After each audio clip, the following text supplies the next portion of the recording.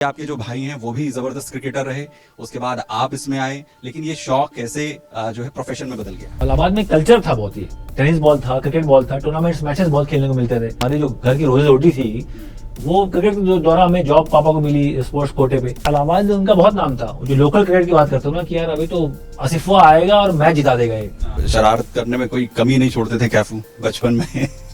बदमाशी वही करता है जो थोड़ा सा बच जाता है, उसको तरीका पता होता है, ये करेंगे तो मैं बच सकता हूँ। सुबह 5 बजे निकाल दो और शाम में वो जब अंधेरा होगा तब वापस आएंगे। हाँ, तो वो कल्चर हमारा भी था। ये स्विमिंग में कैसे एंट्री हुई फिर उसी से? यहाँ से तैरना स्टार्ट किया तो नदी पार किया, वहाँ गए, वहाँ खेत है, वहाँ ककड़ी खीरा जिसकी खेती हो रही वो तोड़ तोड़ खा के, तरबूज तोड़ लिया, खा के वापस आते थे। कैफ के हाथ के नीचे से तो बॉल किसी हालत में नहीं निकल सकती है, और वो जो हवा में आप जो है रन आउट करते थे कि ऐसा लगता था कि हवा में तैर रहे हैं। टाइम मारी, अरे कंधा उखड़ गया तो 3 महीने के लिए बाहर।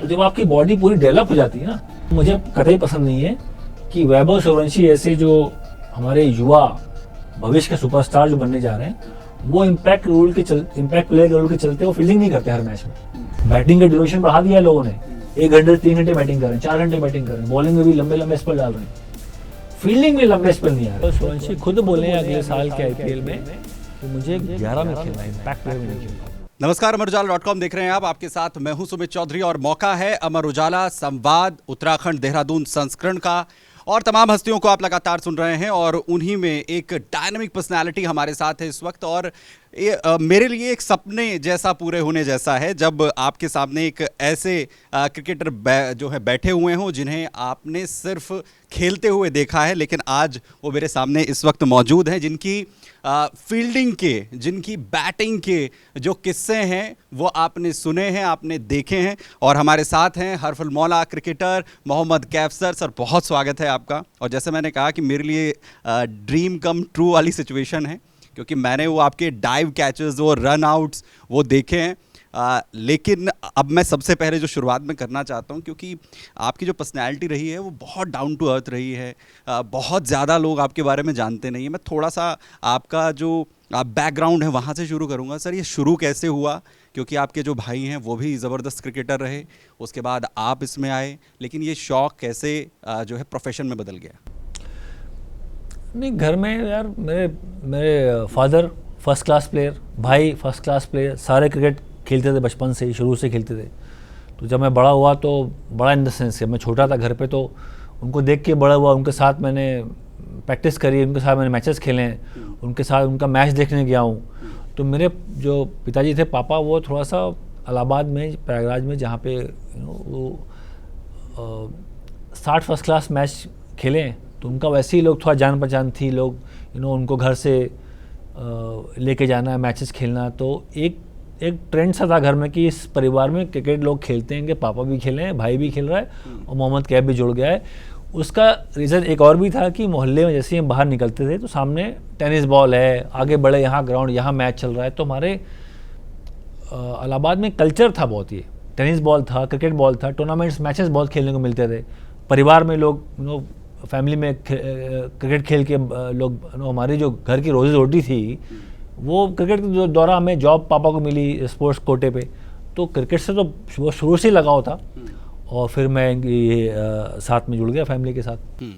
अच्छा, जब आप लोग खेल रहे थे, जब शुरुआत का जो है वो दौर था, तो ज़्यादा ख़तरनाक जो है क्रिकेटर कौन था? पापा थे या बड़े भाई थे?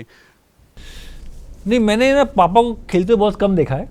उनका लास्ट का फेज था जब मैं थोड़ा सा 10-12 साल का हुआ और होश संभाला और क्रिकेट के बारे में समझ आई, तो पापा का वो लास्ट फेज था। रणजी वो रिटायरमेंट ले चुके थे, अपने रेलवेज़ के लिए कंपनी वाले मैचेस थोड़े बहुत खेलते थे। याददाश्त मेरी ये है कि उनके पास वो लमरेटा थी, लमरेटा पुरानी वाली, तो उनके साथ वो मुझे लेके जाया करते थे ग्राउंड पे मैचेस दिखाने। तो उनके साथ में आगे कभी खड़ा होगा, कभी पीछे बैठ गया। तो मेरे पापा मुझे काफ़ी मैचेस के लिए लेके जाया करते थे। अपनी लमरेटा में पुरानी थी उनकी, पुरानी एक उनके पास अपनी स्कूटर थी, ठीक है। तो ये हो गया, पापा जी लेके जाया करते थे। बाद में फिर जैसे मैंने बोला कि मेरे भाई वो भी ऑलरेडी रणजी खेल रहे थे स्टेट के लिए, जो मेरा मुझसे बड़ा भाई है सैफ, वो तो एमपी से रणजी खेला है, यूपी से भी खेला है। उनसे बड़े मोहम्मद आसिफ जो थे वो इतना नहीं खेल पाए, रणजी नहीं खेल पाए वो, पर इलाहाबाद में उनका बहुत नाम था। वो जो लोकल क्रिकेट की बात करते हो ना कि यार अभी तो आसिफवा आएगा और मैच जिता देगा ये आसिफवा, तो और वो छक्के मारते थे। अच्छा। जो T20 अभी देखते हैं ना कि T20 में आजकल जो छक्का मारता है उसको ज़्यादा प्रोत्साहन मिलता है, मौके मिलते हैं, और आजकल ट्रेंड चल गया छक्के मारने का। वो उस टाइम मारा करते। मैं आपको बात बता रहा हूँ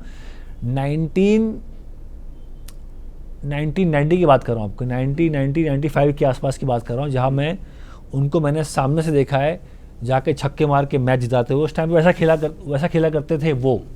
हालांकि वो ज़्यादा ऊपर नहीं खेल पाए, पर इलाहाबाद उनका बड़ा नाम है लोकल क्रिकेट में कि मोहम्मद आसिफ आएगा तो मैच वो लंबे लंबे छक्के मारता, उनका बड़ा एक जलवा था इलाहाबाद में। और तो ऐसे था फैमिली में। फिर मैं जुड़ गया, मैं हालांकि हॉस्टल जाना पड़ा, 12 साल की उम्र में मैं हॉस्टल चला गया, कानपुर हॉस्टल। वहाँ से मैंने एक तो सीखा यहाँ पे, जो मेरा शौक़ हुआ, जो प्यार क्रिकेट से हुआ, वो घर की देन थी, ख़ानदान की देन थी, पिताजी भाई सब खेले। फिर मैं कानपुर गया जहाँ मैं अनुशासन रूटीन में लग गया, मतलब 5 बजे उठना, सुबह ग्राउंड जाना, ट्रेनिंग करना, तो 5 बजे, फिर दोपहर, फिर शाम, तो 6-6, 7-7 घंटे अभ्यास करना। वो कानपुर में मैंने जाके हॉस्टल के अपने करियर में सीखा वहाँ पे। कहते हैं कि कैफ बहुत शरारती थे बचपन में, अब तो इतना डाउन टू अर्थ हो गए और कि शरारत करने में कोई कमी नहीं छोड़ते थे कैफू बचपन में। यार देखो, शरारत वही बंदा कर सकता है जिसका दिमाग शार्प हो। आपने बदमाशी करी, पकड़े गए, तो अगली बार नहीं करोगे ना। बदमाशी वही करता है जो थोड़ा सा बच जाता है, जिसको तरीका पता होता है ये करेंगे तो मैं बच सकता हूँ। तो वो जो चालाकियाँ होती हैं, शरारतपन जिसको आप बोलते हो, वो फिर भविष्य में बहुत काम आती है। वो मेरे क्रिकेट स्किल में बहुत काम आई। मैं बचपन में मैंने कैरम बहुत खेला है, चेस बहुत खेला है। चेस से आपका दिमाग बहुत शार्प होता है ना। और जब मैं यूपी का कप्तान नहीं बना, रणजी हम जब जीते पहली बार रणजी ट्रॉफी, यूपी का कप्तान मैं था, तो वहाँ पे वो चेस में कैसे आपने जो प्यादे को उसका इस्तेमाल होता है, कब डिफेंसिव होना है, कब अटैक करना है, तो ये सब चीज़ें आप लोग बोलते बदमाशियाँ, पर मेरा मानना है कि ये गुण है, ये स्किल है जो आप गलियों में सीखते हो। बड़े शहर वाले नहीं सीख पाते, ये गलियों में। महेंद्र सिंह धोनी ऐसे प्लेयर छोटे शहर से निकलते हैं, फिर वो दुनिया पे राज करते हैं, दिमाग शार्प है, लीडर बन गए, कप्तान बन गए। तो वो सब चीज़ें आप छोटे शहर में ही सीख पाते हो, गलियों में सीख पाते हो, जो मैंने सीखी बड़े होते हुए इलाहाबाद में। तो वो सब बदमाशी पना, चतुराई, चालाकी, और जितने भी छोटे शहर से लोग निकलते हैं वो हार्ड वर्किंग होते हैं। उनके जीन्स में होता है कि भाई उनको आप सुबह 5 बजे निकाल दो और शाम में वो जब अंधेरा होगा तब वापस आएंगे। हाँ, तो वो कल्चर हमारा भी था। हम लोग सुबह निकलते थे, खाना पीना भूल, कोई खाना पीना नहीं। लोग ढूंढते थे कि यार मेरी माँ, मेरी अम्मी बेचती थी कि यार अंधेरा हो रहा है। उस टाइम पे तो लाइट वेट कम थी। तो अंधेरा होने का मतलब कि अब टाइम हो गया घर जाने का। हाँ, हमको पता होता था कि वो आएगा, अब अंधेरा हो गया, अब आने वाला है। नहीं आया तो ढूंढाई मचती थी, लोग ढूंढने भी आते थे। तो मेरा मानना है कि छोटे शहर से ये तो फ़ायदा होता है कि आप ना वो स्किल बहुत सीखते हो, बच्चे मल्टीटास्कर भी हो जाते हैं। और यही रीज़न था कि कैफ जो है वो क्रिकेट भी खेल लेते थे बहुत शानदार। चेस की क्वालिटीज़ का भी आपने जिक्र कर दिया, वो कैसे एज ए कैप्टन के, और वो स्विमिंग में कैसे एंट्री हुई फिर उसी से। मैं जहाँ से निकला हूँ वो गंगा जमुना सरस्वती संगम, और संगम के पास मेरा घर था। तो मेरी ज़्यादा जो टाइम था वो संगम के आसपास, वहाँ पे एक इलाका पड़ता है सरस्वती घाट। सरस्वती घाट बनाया है जिसको अमिताभ बच्चन जी ने बनाया था। वो एमपी थे, पॉलिटिक्स में थे पहले, तो अमिताभ बच्चन जी ने सरस्वती घाट वहाँ बनाया था कि जाके घाट पे बैठो। तो वहाँ उस घाट से मैंने स्विमिंग सीखी है। और स्विमिंग का ऐसा था कि यहाँ से तैरना स्टार्ट किया तो नदी पार किया, वहाँ गए, वहाँ खेत है, वहाँ ककड़ी खीरा जिसकी खेती हो रही वो तोड़ खा के, तरबूज तोड़ लिया, खा के वापस आते थे। तो ये हमारे बचपन के शौक थे, स्विमिंग करके बड़े हुए।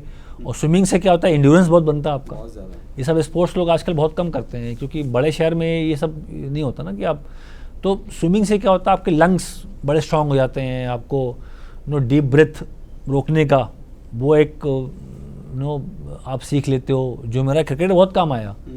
अगर मैं फिटनेस के लोग मेरा नाम जोड़ते हैं, फिटनेस का नाम इसीलिए जोड़ पाते हैं क्योंकि मैंने स्विमिंग बहुत करी, मतलब 4-4 घंटे स्विमिंग करी है यमुना नदी के अंदर, ठीक है। तो वहाँ से क्या इंड्योरेंस से बड़ा फ़र्क पड़ गया, थकान वकान लगती नहीं थी। इंडिया के लिए खेले, फील्डिंग कर लिए 50 ओवर, बैटिंग करके भाग के खेलते थे।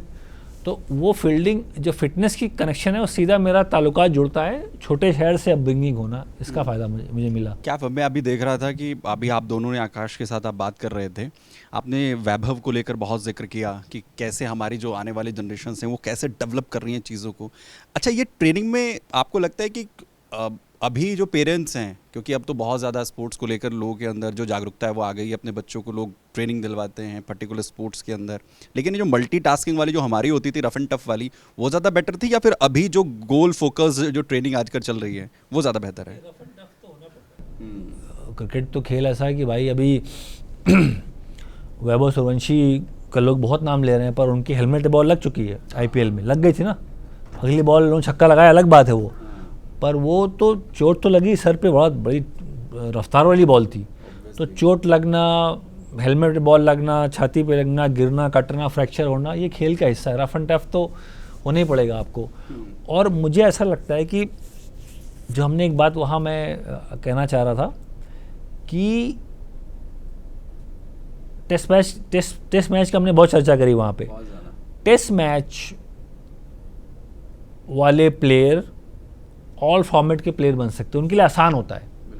जो T20 खेल के बड़े हो रहे हैं वो टेस्ट मैच नहीं खेल पाएंगे, इसलिए विराट कोहली जो अब देखो ना, ऑल फॉर्मेट कौन खेल पा रहा है? जो जिसके पास ऑर्गेनाइज टेक्निक है, जिसके पास स्किल है, वही अपनी गेम को एडजस्ट कर पा रहा है। शुभमन गिल ने अपने T20 वाले गेम को आईपीएल में एडजस्ट किया है, ठीक है, तो उनके पास वो करेक्ट बैकलिफ्ट है, टेक्निक की बात कर लो। तो मुझे ऐसा लगता है कि लोग टेस्ट मैच को दरकिनार कर रहे हैं, पर जो माँ बाप मुझे सुन पा रहे हैं, बच्चे के जो बच्चों को चाहते हैं ऊपर देखना चाहते हैं, खेलते हुए देखना चाहते हैं आईपीएल में, उनसे मेरी एक दरख्वास्त है कि अपने बच्चों को ट्रेनिंग और फॉर्मेट की देने का मतलब कि टेस्ट मैच वाला प्लेयर बनाओ, तो उसके लिए आसान होगा ओडीआई में एडजस्ट करना, T20 में भी एडजस्ट करना। अगर सिर्फ T20 फोकस करेगा तो वहाँ से स्विच करना बहुत बड़ा स्विच है टेस्ट मैच का। तो मुझे ऐसा लगता है कि रणजी खेलना, डे क्रिकेट खेलना, घंटों वहाँ खड़े होना, लंबी लंबी पारियाँ खेलना, वो आपको तैयार करता है ऑल फॉर्मेट प्लेयर बनने के लिए। तो मैं ऐसा मानता हूँ। आप देखिए जो भी आईपीएल के हाईएस्ट रन गेटर्स हैं, मतलब आप नाम ले लो, वो क्रिस गेल, रोहित शर्मा, विराट कोहली, आप नाम लो, वो ऑल फॉर्मेट प्लेयर हैं।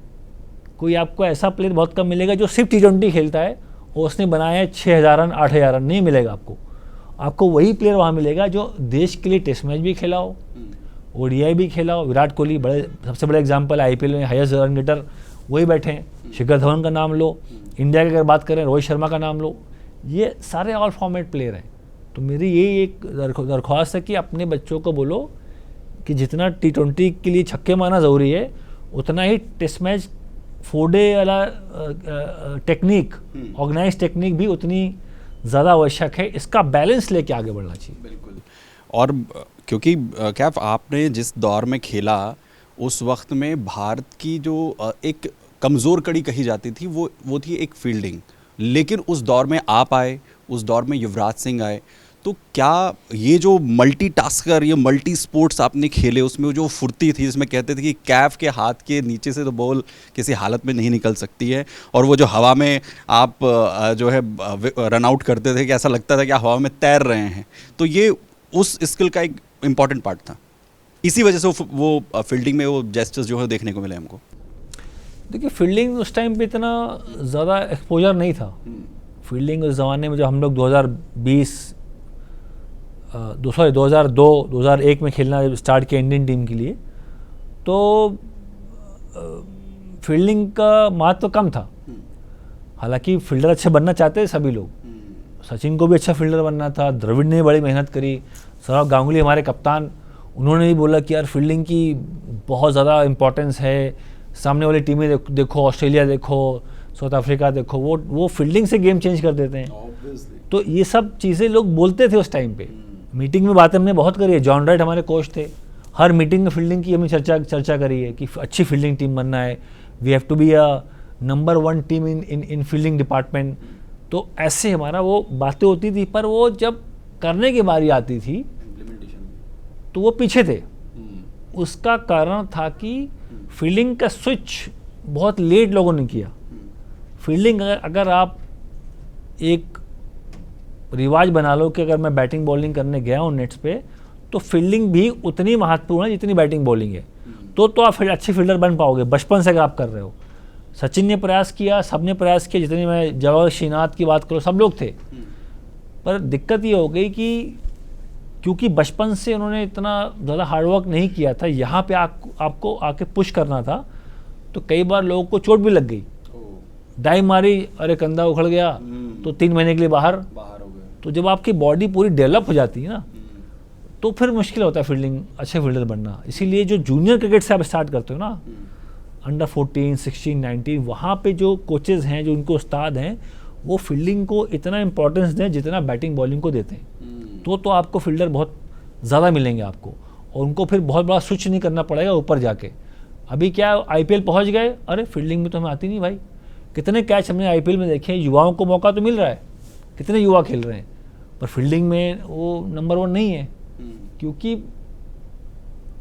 हमने जो क्राइटेरिया बनाया है कि बैटिंग बॉलिंग अच्छी करोगे तो आपको पिक कर लेंगे, फील्डिंग थोड़ा सा दरकिनार रखी गई है। तो मुझे ऐसा लगता है कि अब वक्त आ गया है कि जो नए लड़के को आप पिक भी करते हो ना, तो उसको बचपन से थोड़ा पहले से ट्रेनिंग देके ग्रूम करके आप ऊपर लेके आओ। लेकिन क्या ये तो हम लगातार देखते हैं, हर कोई कहता है कि एक अच्छा बैट्समैन आपके लिए किसी मैच में रन बनाएगा या ज़्यादातर मैच में रन बनाएगा, एक अच्छा जो बॉलर है वो आपका ज़्यादातर मैच के अंदर विकेट लेकर देगा, लेकिन एक जो फील्डर है वो सभी मैचेस में आपके लिए रन बचाएगा, जो एक इंपॉर्टेंट रोल प्ले करता है।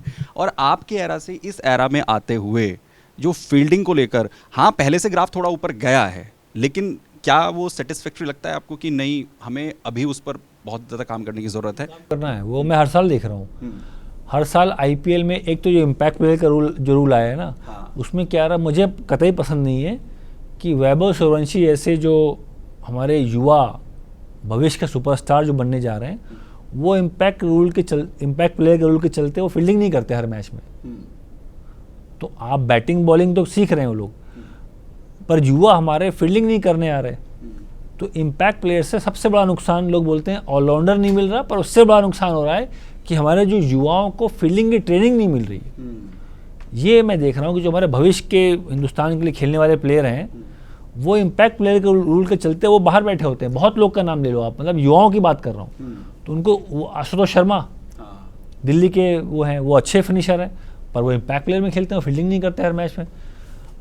आपका वैभव सूर्यवंशी, तो मैं तो यही मेरी तो दरख्वास्त है कि भाई वैभव सूर्यवंशी, हालांकि सुना है कि अच्छे फील्डर है वो, जो मैंने उनके खेमे से बात निकल के आई कोचेस द्वारा कि फील्डिंग अच्छी करते हैं वो, पर उनको हम आईपीएल में नहीं उतार रहे हैं। क्यों नहीं उतार रहे भाई?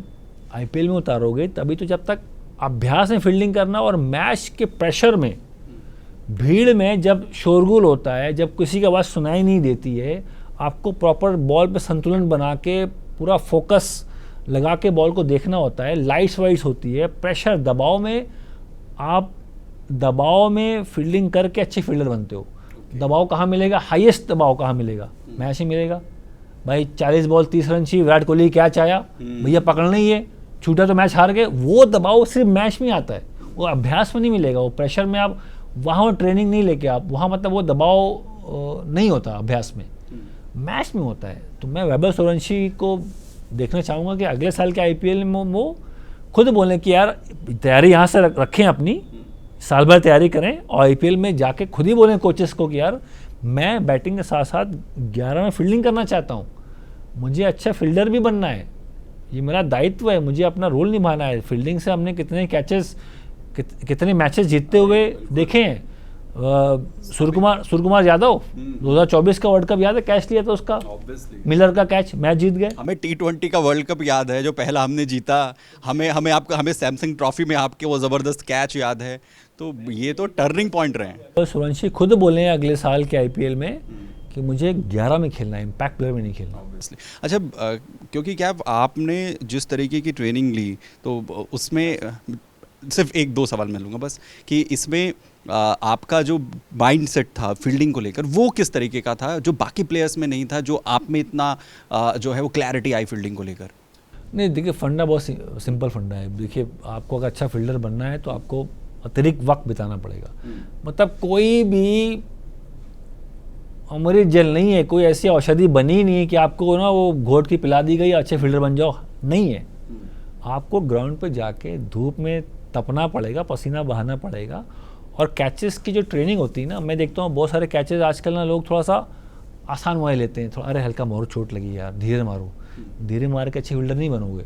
आपको पास में, जैसे भाई साहब यहाँ खड़े हैं, इतने पास से रख रख कर कैच मारना होता है, और उसको बोलना होता है कि मुझे ना, मैं तो जो मुझे ट्रेनिंग करा रहा है उसको मैं बोलता था कि भाई ये कैच मत दो, मुझे ये कैच दो, मुझे ये कैच दो, मुझे जंप कराओ, मुझे हाई कैच मारो, तो मुझे 20 मिनट भागना है, वहाँ कैच मारो, और जितनी ताकत है आपके हाथ में उतनी गगनचुंबी कैच मारो, हाई। तो ट्रेनिंग करते बहुत लोग हैं, पर ट्रेनिंग का जो इंटेंट है, ट्रेनिंग की जो मुश्किलात होती है, अपने आप को अंडर प्रेशर डालना होता है, तब जाके आप बेहतर फील्डर बनते हो। तो मेरा तो कभी मैंने ऐसे कैचेस लिए नहीं कभी आज तक कि हाँ भाई अच्छा 10 कैच ले लिया। हाँ, फील्ड ले लिया मैंने। फील्ड वाले फील्डर नहीं बनते, गिरने वाले फील्डर बनते हैं, जो अभ्यास में भी डाइव मार रहे हैं, जंप कर रहे हैं, पैर से भाग रहे हैं, और 10 कैच नहीं, 100 कैच, 200 कैच, और 200 कैच भी नहीं, वक्त भी नहीं, ये टाइम ही देखना होता। You stop once you are done. Done मतलब कि यार अब मज़ा आ गया, मैंने बड़े कैचेस ले लिए, टाइम नहीं देखना होता। तब जाके आप अच्छे फील्डर बन सकते हो। जहाँ पे मुझे लगता है थोड़ा सा फील्डिंग का शौक कम हुआ है। बैटिंग में लोग बॉलें तो बहुत मार रहे हैं, 1000 बॉलें मार रहे हैं, बैटिंग का ड्यूरेशन बढ़ा दिया है लोगों ने, 1 घंटे से 3 घंटे बैटिंग कर रहे हैं, 4 घंटे बैटिंग कर रहे हैं, बॉलिंग में भी लंबे लंबे स्पेल डाल रहे हैं, फील्डिंग में लंबे स्पेल नहीं आ रहे। वहाँ पे गिरावट आई है, और ये साफ तौर पे दिखता है आईपीएल। एक रैपिड फायर जिसमें आप एक शब्द में जवाब दे सकते हैं। इसमें दिल के ज़्यादा क्या करीब है, प्रयागराज का जो है क्रिकेट, या फिर मुंबई दिल्ली में जिस तरीके से आपने अलग क्रिकेट खेला? प्रयागराज आसपास ही नहीं है। अच्छा यार, बचपन की यादें, प्रयागराज, इलाहाबाद, ज़बरदस्त, वो नहीं भूल सकते ना। Under light tennis ball tournament, तीनों भाई एक टीम में खेलते थे हम लोग, जीते तो कभी टीवी, कभी बाइक मिल रही है, कभी ना तीनों भाई घर में, कोई वो टीवी लेके आ रहा है, कोई बाइक लेके आ रहा है, कोई तो एक टूर्नामेंट में तीनों भाई जीत के आते थे घर पे, मम्मी को बोलते थे भाई ये लो 3 ट्रॉफी लो। वो सब यादें यार, गंगा जमुना, तैराकी करके बड़े होना, पतंगबाजी करना, चेस खेलना। मुंबई दिल्ली में वो बात नहीं है। अरे वो अपना शहर है, अपनापन है बॉस। अच्छा, खाने में सबसे ज़्यादा क्या पसंद है आपको? खाने में जो कि ये थोड़ा सा कम मिलता है, अभी घर के बाहर बहुत रहते हैं, तो माँ का हाथ का खाना, अम्मी के हाथ का खाना, वो उनकी कबाब, बिरयानी, घर का खाना। क्योंकि हमने होटल तो मैंने बहुत छान मारे हैं, 7 स्टार 5 स्टार, पर खाने माँ के हाथ के खाने की जो बात है ना, इसीलिए बहुत लोग बोलते हैं ना कि यार जो माँ के साथ घर पे मेरा बड़ा भाई रहता है, हम लोग लकी वन उनकी किस्मत अच्छी कि वो घर पे माँ के साथ रह रहे हैं भाई। हम लोग स्टार बन गए, बड़े प्लेयर बन गए, ठीक है, शोहरत इज्जत कमा ली, पर माँ से दूर हो गए ना। तो जो माँ के पास है वो बड़ा भाग्यवान है। अरे वो उनका जो फ़ायदा उनको मिल रहा है उससे वो जितना बड़ा नुकसान आपको है। एक आखिरी सवाल ये कि अगर आप क्रिकेटर नहीं होते तो कैफ क्या होते हैं? यार मुझे ना सवाल बहुत बार पूछा गया है, और ईमानदारी से बताऊं इसका जवाब मेरे पास नहीं है। मैं तो ऑल आउट गया था बॉस, कोई ऑप्शन रखे ही नहीं लाइफ में। क्रिकेट में घुस गए तो फिर ऑल आउट जाना है। आजकल ना मैं देखता हूँ 4 ऑप्शन रख लो, ये नहीं कर पाए तो हम MBBS कर लेंगे, वहाँ मान लो फेल हो गए तो हम डॉक्टरी पे चले जाएंगे, डॉक्टरी नहीं कर पाए तो कभी कभी 5-6 ऑप्शन से भी आपको नुकसान होता है। कि बिकॉज आपने एक जगह रह के ठहराव के साथ वो उसके पीछे जो मेहनत चाहिए होती है, जो एनर्जी चाहिए होती है, जो टाइम स्पेंड करना होता है, वो नहीं दे पाते आप। हालांकि रिस्की था मेरे लिए कि अगर मैं क्रिकेट में नहीं ऊपर निकलता तो फिर शायद नॉर्मल यहाँ वहाँ पता नहीं क्या होता मेरे साथ, I don't know, normal job कहीं कर रहा होता। पर मैं ऑल आउट गया यार, पूरी शिद्दत के साथ।